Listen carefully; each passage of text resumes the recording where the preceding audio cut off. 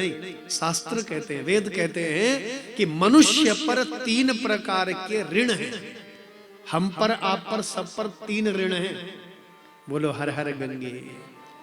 ये कथाएं कोई नौटंकी नहीं है, कोई नाच गाना नहीं है, कोई उछल कूद के लिए नहीं है। ये कथा तो जीवन दर्शन के लिए है। जायमाना त्रिभिर ऋणैः, 3 प्रकार के ऋण है मनुष्यों पर। पहला ऋण होता है देव ऋण, देवताओं का ऋण। उस ऋण से मुक्त कब होंगे? जब अपने इष्ट देवताओं की, कुल देवताओं की पूजा करेंगे। क्यों?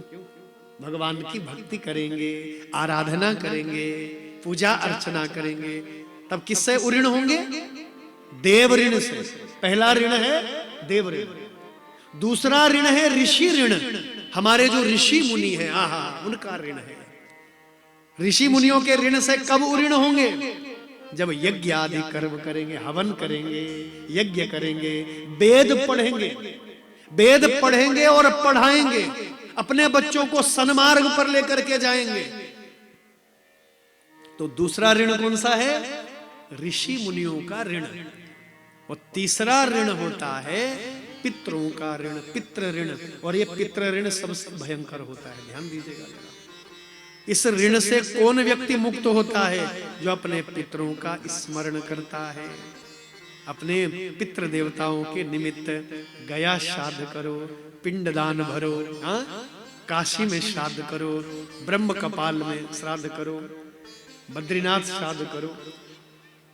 तो पितरों के निमित्त जो दान पुण्य करे, प्रत्येक श्राद्ध पक्ष में, असुज के महीने में दान पुण्य करे, उनका तर्पण दे, उनका पिंड भरे तीर्थों में, और माता पिता की सेवा करे। ध्यान दीजिएगा, आजकल यहां देखो हमारे बड़े विद्वान आचार्य सब बैठे हैं। आजकल बच्चों की कुंडली में काल सर्प योग आता है।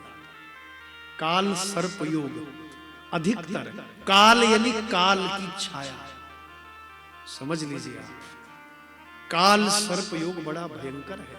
तो काल सर्प योग क्या है, क्यों आता है? जिस घर के पितृ रुष्ट हो जाते हैं, कान खोलकर सुनो, ये बहुत बड़ा पितृ दोष होता है। वंश वृद्धि नहीं होती है।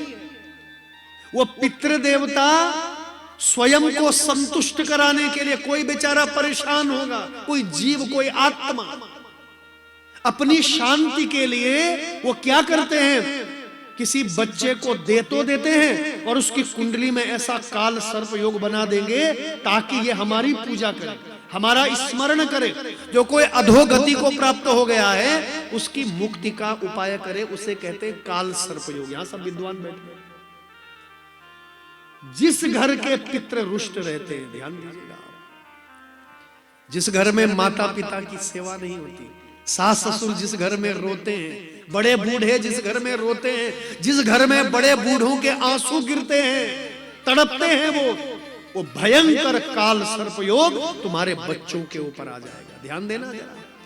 इसलिए जो पितृ है उनको प्रसन्न करो, और जीवित पितृ जो है उनकी सेवा करो, माँ और पिता, सास ससुर। आजकल हम लोग सास ससुर की अवहेलना करते हैं, वृद्धाश्रमों में भेज देंगे, धक्के मार करके निकाल देंगे, कैसे कैसे बुजुर्ग आकर सड़कों में पड़े रहते हैं। तो भैया कान खोल करके सुन लीजिए, बुजुर्गों का कभी निरादर मत करो, वो हमारे बच्चों के ऊपर काल सर्प योग बन जाएगा। बोले जगत जननी जगदम्बे मैया जय। तो जिस घर में सदपुत्र हो जाए, आहा, पितरों की सेवा करने वाला, माता पिता की सेवा करने वाला, श्राद्ध तर्पण करने वाला, हाँ, तो भैया उस घर के जो पितृ हैं ना, वो उत्सव मनाते हैं, आनंद मनाते हैं, खूब प्रसन्न होते हैं। और जिस घर में बेटा शराबी, जुआरी, कबाबी हो जाए, बुरा मत मानो, जिस दिन पिता का श्राद्ध होगा, माँ का श्राद्ध होगा, उस दिन मांस खाएगा, उस दिन शराब पिएगा, उस दिन व्यभिचार करेगा, तो ऐसे घर का जो बेटा ऐसा असंस्कारित हो गया है, उस घर के पितृ रोते हैं। सावधानी से सुनना जरा, ये कथा नहीं है, ये आप सबके कल्याण की बात कही जा रही है देवी भागवत में। इसलिए जितना हो सके पितरों को प्रसन्न करो। पितृ देवता जन बोल कोई भगवान नहीं, सबसे बड़ा देवता सब पितृ देवता।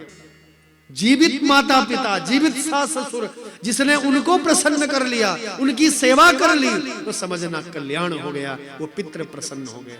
इसलिए बच्चों को संस्कार दीजिए। हाँ, बच्चों को बताओ बेटा कि माता पिता भगवान है, हाँ, सास ससुर भगवान है, बच्चों को संस्कार दीजिए। बोलो हर हर गंगे। तो क्या हुआ देखिए, जरत कारुर मुनि शांतो न चकार गृहाश्रमम् न चकार गृहाश्रमम्। जब गृहस्थ को स्वीकार नहीं किया, जब शादी विवाह नहीं किया, तो वंश वृद्धि नहीं हुई, तो पितृ रो रहे हैं। किसके पितृ? किसके पितृ? भूल गए ना? किसके पितृ रो रहे हैं? महात्मा जरत्कारु। महात्मा जरत्कारु पितृ रो रहे हैं, वो उल्टे लटके हुए हैं। तेन दृष्ट्वा वने गर्ते लंबमाना स्वपूर्वजा। स्वपूर्वजा, अपने पूर्वज उल्टे लटके हुए देखे। किसने? जरत्कारु मुनि ने। तो पूछा क्या हुआ आपको, क्यों दुखी हो आप? तब उन्होंने कहा रोते रोते, अरे बेटा तुम शादी विवाह नहीं कर रहे हो, हाँ, वंश वृद्धि कैसे होगी? और जब हमारे वंश में कोई आगे नहीं होएगा तो कौन हमारा श्राद्ध करेगा, पिंडदान करेगा, कौन याद करेगा? तुम्हारे बाद तो हमारा वंश खत्म हो गया बेटा, इसलिए हम दुखी हैं, इसलिए हम उल्टे लटके हुए हैं यहाँ। तब जरत्कारु मुनि ने विवाह किया। सुन लो, किससे विवाह किया जानते हैं?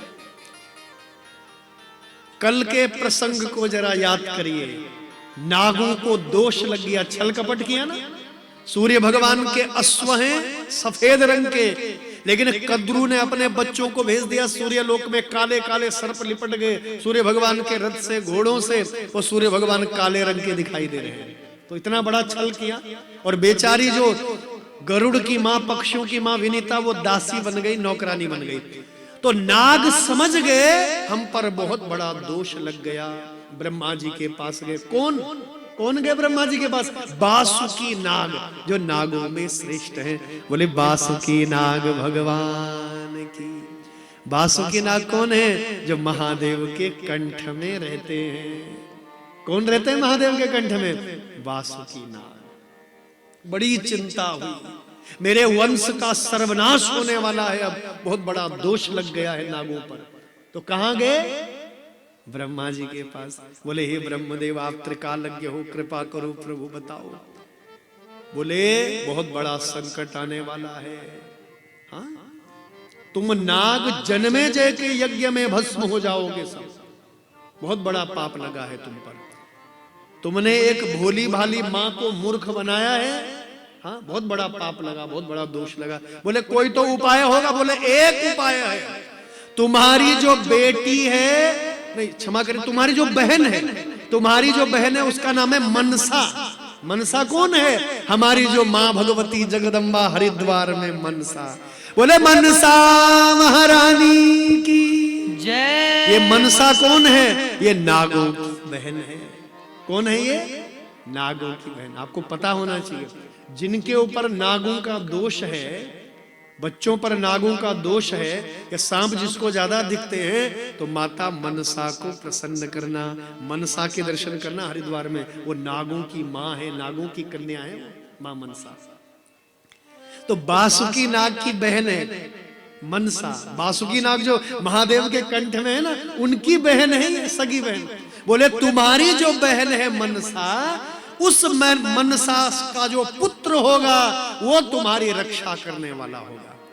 तो बोले किससे विवाह करवाएं अपनी बहन का? बोले एक बहुत बड़े संत हैं, उनका नाम है जरत्कारु मुनि। प्रेम से बोलो हर हर गंगे, जोर से बोलो।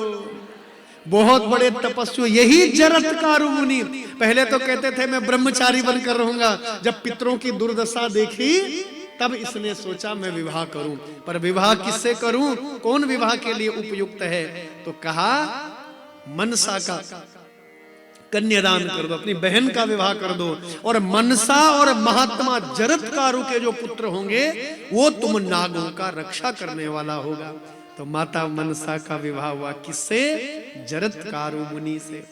जो हमारी माँ भगवती मनसा है ना हरिद्वार में, उसके पति हैं जरत्कारु मुनि। ध्यान देना। और जरत्कारु मुनि और माता मनसा के बड़े तेजस्वी पुत्र हुए।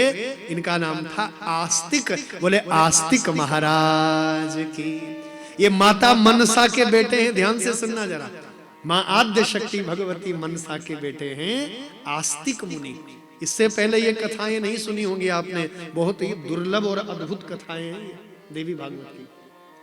तो माता मनसा का बेटा आस्तिक मुनि, और जब जन्मेजय का यज्ञ चल रहा था तो यही आस्तिक मुनि वहां गए और उन्होंने अपने मामाओं की रक्षा की। मामा हो गए ना, नागों ने इसके मामा है, तो मामाओं की रक्षा की।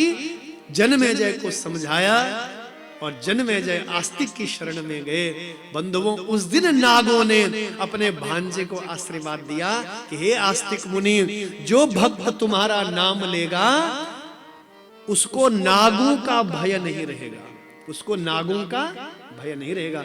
इसलिए जिन लोगों के स्वप्न में नागों के दर्शन होते हैं, या नागों से भय है, या नाग ज्यादा सांप ज्यादा दिखते हैं, तो उनके लिए मंत्र है ओम आस्तिकाय नमः, ओम आस्तिकाय नमः, ओम आस्तिकाय नमः। इस मंत्र का जाप करना चाहिए, ओम आस्तिकाय नमः। यदि मंत्र याद न रहे कोई बात नहीं, इस कथा का सीधा प्रसारण YouTube चैनल पर आ रहा है। आपके मोबाइल फोन पर आप लोग शाम को पढ़ सकते हैं, देख सकते हैं वहां, और इसको नोट कर सकते हैं उससे।